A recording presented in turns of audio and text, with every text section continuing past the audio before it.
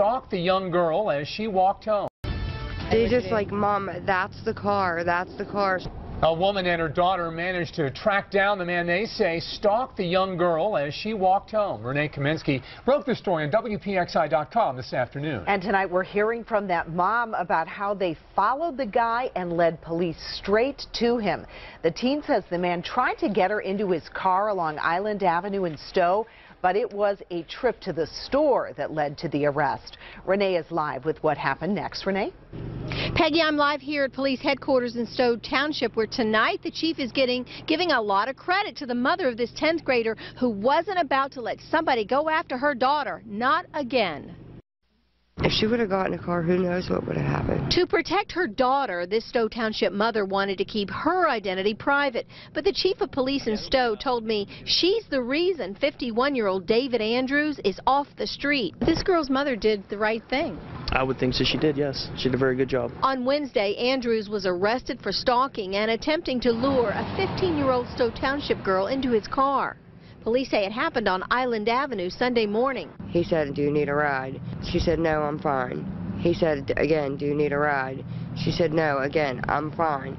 He said, "Come on, it's cold out, I'll ride you." She said, "Leave me alone or I'm going to report you." The man drove off, but the 10th grader noticed he was driving a red four-door and took down a partial plate. On Monday, she and her mother were driving to the store when they spotted the car and followed it to this McKees Rocks parking lot, where we saw it still parked today. I said, "Is that him?" And she said, "Yes, get out of here, hurry up." What was it about what he said or how he said it that upset your daughter so much? She's been through this before. When her daughter was 13 years old, she says another man tried to lure the child into a car. That man turned out to be registered sex offender Ralph Anthony Davis. You went after the wrong kid. Because I'm going to prosecute you till the end. Because you've been through this before. Exactly.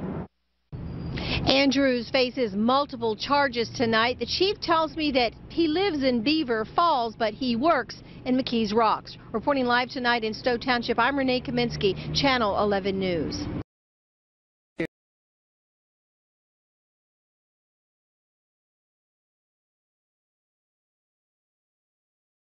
When cops lie. After being falsely labeled a sexual predator, a man gets justice. But why is the officer still working? Matt Stroud, June 22, 2017. David Andrews was at work when the police arrived to arrest him.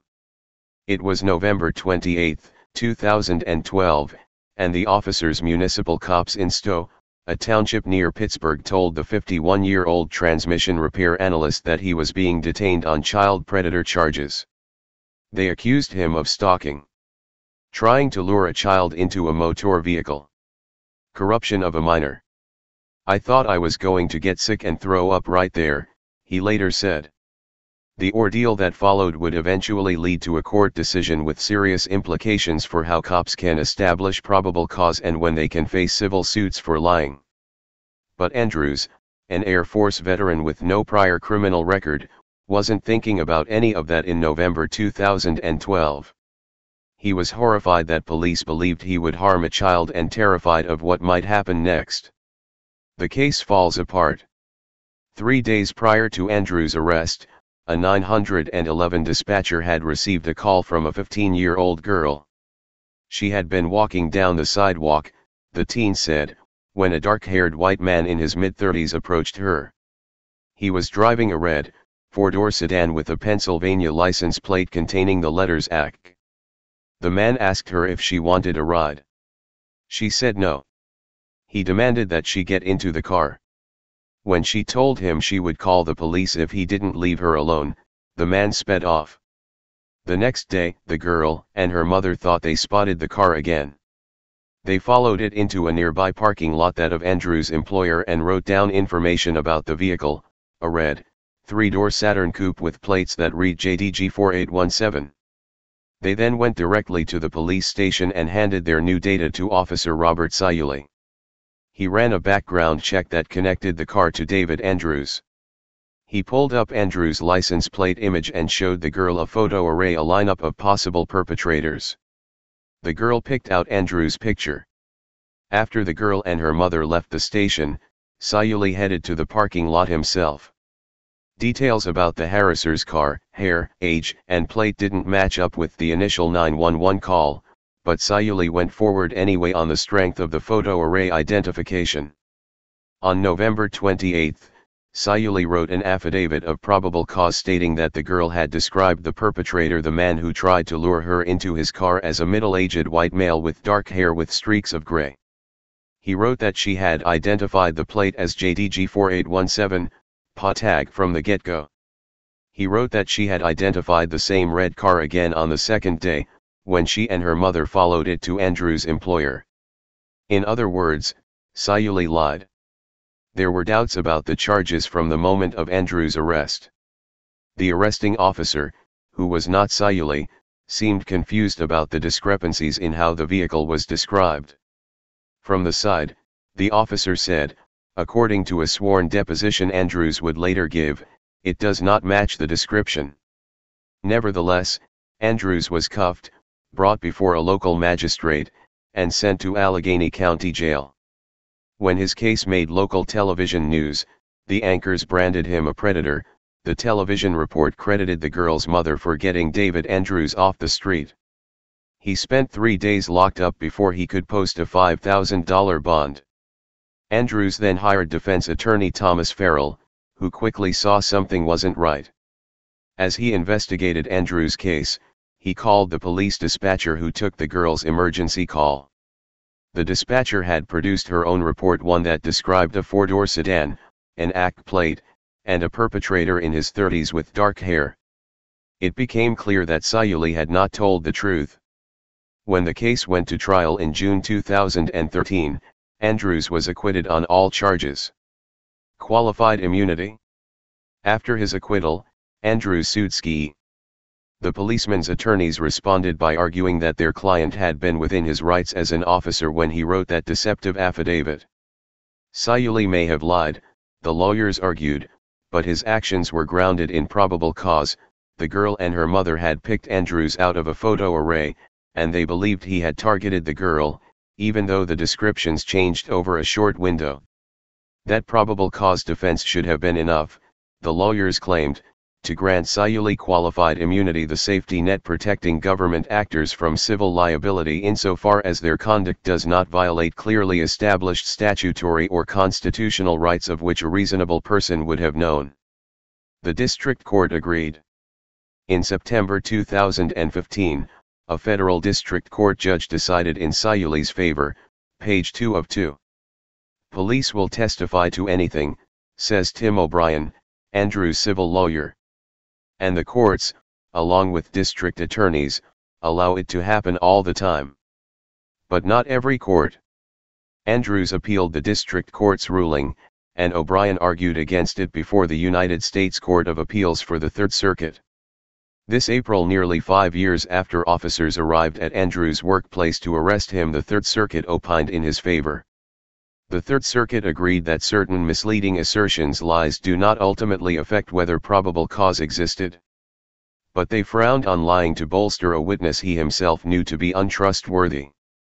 And Sayuli, the Third Circuit concluded, had plenty of reason to believe that the girl and her mother were not reliable witnesses. This was proven by Sayuli's own affidavit of probable cause, which changed or omitted at least 5 false facts provided by the girl and her mother in order to secure an arrest. Most importantly, it omitted that the girl and her mother had obviously described 2 different cars to Sayuli. Sayuli's omissions and misleading assertion are material to probable cause because they hid from the magisterial district judge a discrepancy that potentially undermines the sole witness reliability, the court found. The court sent the case back to the district court for remand. Always a lingering doubt. The Third Circuit's decision gave new life to Andrews' civil case. By May 30, Andrews and Sayuli had come to a settlement agreement, a $400,000 payout, provided by Stowe Township's insurance company, to Andrews. He took it. University of Chicago legal scholar William Baud, whose areas of study include the question of whether qualified immunity is illegal, calls the Third Circuit decision in Andrews' case vulnerable. The Third Circuit's opinion might encourage courts to be a little more and skeptical of the qualified immunity doctrine, he says, but it's not likely to change much. Meanwhile, Sayuli has started a new job as a police officer in Scott Township, about 10 miles south of Stowe. Calls to Scott Township's police department went unanswered. Andrews, who recently relocated to Oregon, also declined to speak with me for this story. Through O'Brien, he expressed a preference to get beyond this incident, to move on with his life. Still, O'Brien stressed how hard this case had been on Andrews. These accusations follow him wherever he goes to this day, O'Brien says. And the accusations emerge out of the blue. Anyone Googling his name is going to see them. In his mind, he's now concerned that any person he's speaking to thinks he's a child predator.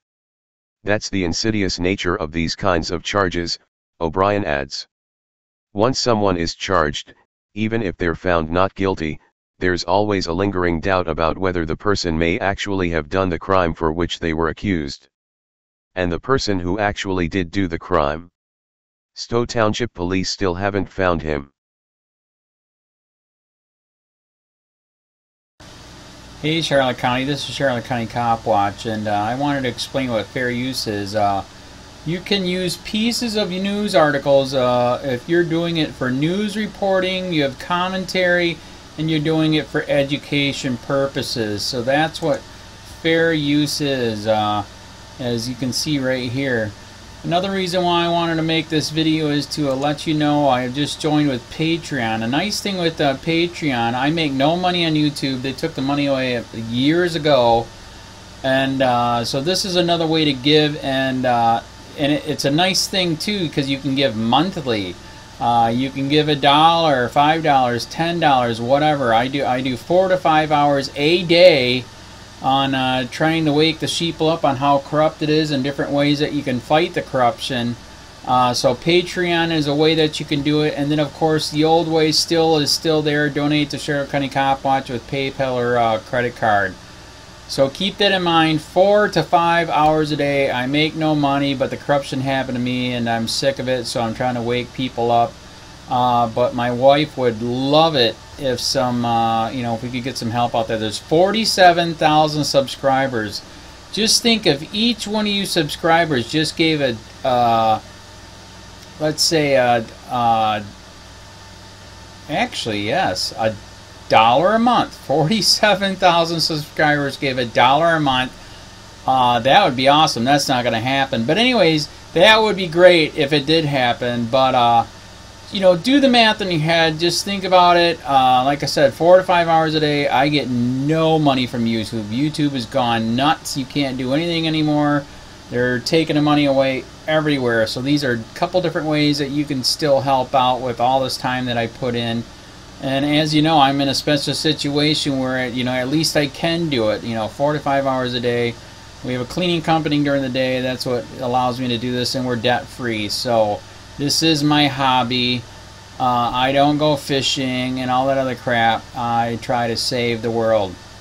So help me out to make the wife happy, man. In fact, if you guys did give $1 a day, and there was 47,000 of you, and you did it, and each of you gave $1, and that was every month, oh my God, yes, I could quit. I could start suing them. Another idea too that we have is if I got some funds, we could actually contact everyone that has been ticketed and or arrested and put in jail and start sending them postcards to let them know we're here, and to see if everything went all right, and if it didn't, find out their story. So we could even do more investigations and more lawsuits. Lawsuits take money. So just think about that. 47,000 of you so far right now. $1 a day. $1 a month on Patreon, or $5 a month Patreon, 10, 20, whatever. Just do the math in your head, help out. This is a lot of work every single day. Thanks.